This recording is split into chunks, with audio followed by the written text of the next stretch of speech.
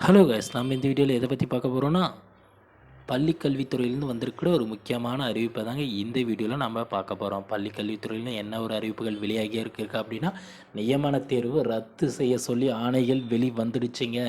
இது பார்த்திங்கன்னா அமைச்சரோட வாயிலிருந்தே வந்துடுச்சுங்க. இதுக்காக தாங்க அனைவரும் வெயிட் பண்ணியிருந்தாங்க. இந்த நியமன தேர்வு எப்பொழுது ரத்தாகும் எப்பொழுது ரத்தாகும் அப்படின்ட்டு இதற்கான தகவல்கள் என்ன அனைத்தும் பார்த்திங்கன்னா அமைச்சரே வெளியிட்டாருங்க.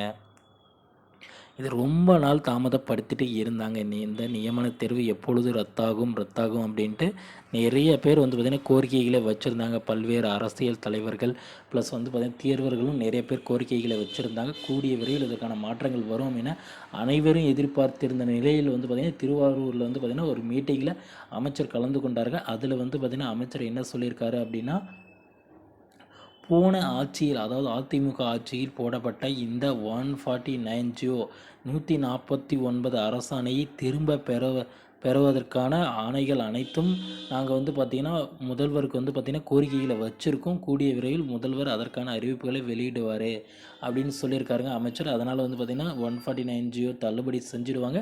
நியமன தேர்வு பார்த்திங்கன்னா கண்டிப்பாக ரத்தாகுதுங்க. இது முக்கிய கூற்றாக இன்றைக்கு ஒரு பெரும் பரபரப்பை ஏற்படுத்தியிருக்கு அப்படின்னு தாங்க சொல்லலாம். அந்த 149 தள்ளுபடியான டேட் பேப்பர் 2வில் பாஸ் பண்ணவங்க தகுதி தேர்வின் மூலம் மட்டுமே பார்த்திங்கன்னா போஸ்டிங் போகிறதுக்கு 100% வாய்ப்பு இல்லை. நீங்கள் பார்த்திங்கன்னா தகுதி தேர்வில் பாஸ் பண்ணி நியமன தேர்வு வெயிட் பண்ணியிருந்தீங்க அப்படின்னா உங்களுக்கு அந்த பணி வாய்ப்பு 100% இருக்குங்க. நீங்கள் அடுத்த மாதத்துலேருந்து வருங்கால ஆசிரியர்களாக பணியாற்றுறதுக்கு 100% உறுதியளிப்புங்க.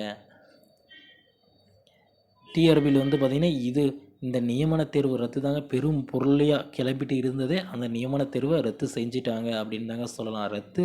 ரத்து தாங்க. இனிமேல் பார்த்திங்கன்னா நியமன தேர்வுன்ற ஒன்று கிடையாதுங்க. தகுதி தேர்வின் மூலம் மட்டுமே தாங்க நியமனம் அப்படின்ற மாதிரி நிலைக்கு வந்துடுச்சுங்க. பல்வேறு குழப்பங்களில் நிறைய பேர் இருந்தாங்க. இந்த எக்ஸாம் தள்ளுபடி ஆகுமா அப்படின்ட்டு. கண்டிப்பாக தள்ளுபடி ஆகுதுங்க. இது பார்த்திங்கன்னா உங்களுக்கு தெரியுங்க. நேற்று நீங்கள் செய்தி சேனலோ இல்லை பத்திரிகையோ பார்த்துருந்தா கண்டிப்பாக உங்களுக்கு இந்த நியூஸ் எல்லாமே கிடைச்சிருக்குங்க.